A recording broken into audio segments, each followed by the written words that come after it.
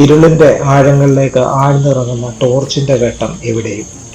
പുലിയെ തിരയുകയാണ് അവർ ഇപ്പോൾ. ഇന്നലെ ഇതേ സമയത്താണ് പുലികൾ എത്തിയെന്നാണ് ദൃക്സാക്ഷികൾ പറയുന്നത്. അപ്രതീക്ഷിതമായിട്ട് ഒരു സംഭവം നടന്നു. അവിടെ പുലി പെട്ടെന്ന് വന്നു.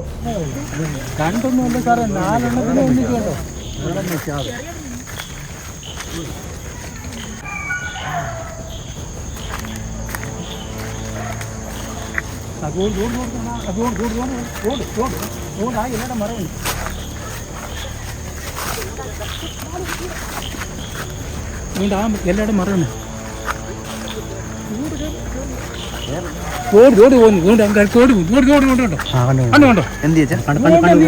നിങ്ങളുടെ കണ്ണ്